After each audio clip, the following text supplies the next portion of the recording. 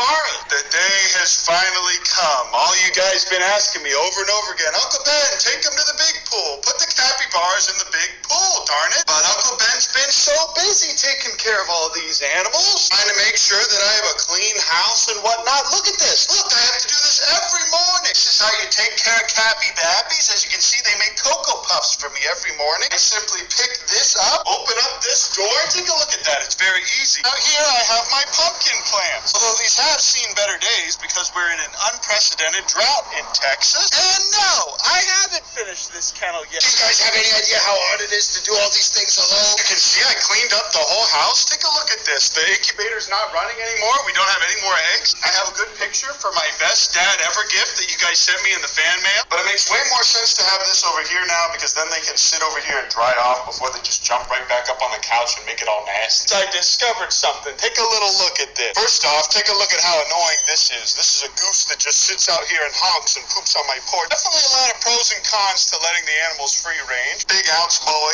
here has been thriving. As you can see, he's a very handsome boy. He's got a little stuff on his butt. But today's video isn't about stupid little big ounce with his little adorable cheeks and his adorable little mouth. Today's video is about taking these guys out to the biggest body of water that they've ever swam in. And showing you guys this little cheat code that I found. Alright, take a look at this. Check this out. Yes, this is a man's fridge, ladies. Watch this. All I need is just a simple little apple boy, and they can't resist it. What? No! Oh, I know you're thinking about it now. You're starting to smell it.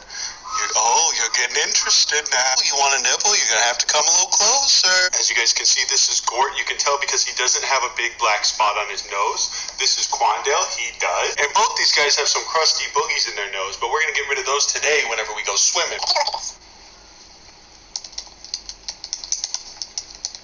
Their breath stinks. Hey, as you can see here, I finally found the cheat code to get these cappies to love me very quickly. You just have to eat an apple like this right in front of their face with them. And then you give them little kisses on the nose, and then they love you for forever. I've been doing this for 2 days now, and they already sleep on me. I found the cheat code to taming capybaras. It's seeds for chickens, wheat for horses and cows, leave carrots for pigs. What is it for pigs in Minecraft, you guys? These guys love apples. They're just like little horses. And old Uncle Ben certainly doesn't mind having to share apples with them. And it seems like they don't mind sharing them with me either.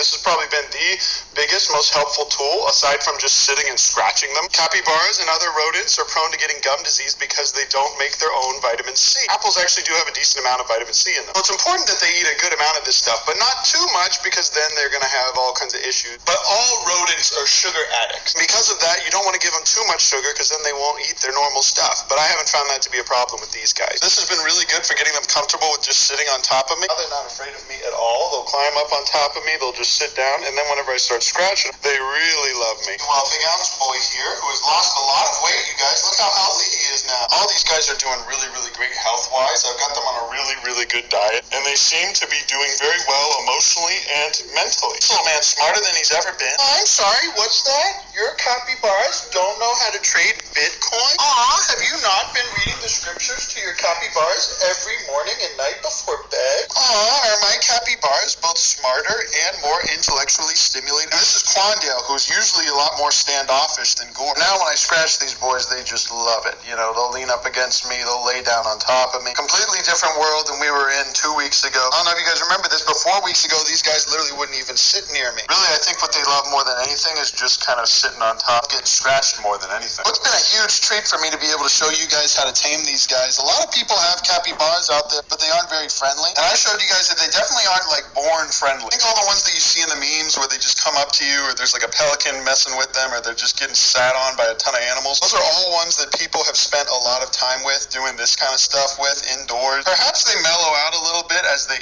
age, but I don't really think that's the case either. I think if I had just left these guys alone, they wouldn't have been friendly. One thing's for sure, they're friendly now. While they don't love to be picked up, they don't really mind being touched anymore, and honestly, they're kind of annoying whenever I'm trying to watch a movie or play a game. This old man's about the same. He likes to just crawl up on top of me and lay down like this. And these are all just wild animals, you guys. These are not domestic animals. And again, these guys are raised and farmed here in the U.S., in Texas specifically, to hunt and for their meat. In Florida, there's actually several wild populations of capybaras that just kind of hang out and vibe. And it's because they've escaped pet situations or zoos. Because these guys are so skittish in the wild, they actually do really well in Florida, even though there's tons of natural predators down there for them. And you can actually watch all kinds of videos online of people just annihilating these guys in hunts. Same thing with big outs here. These guys get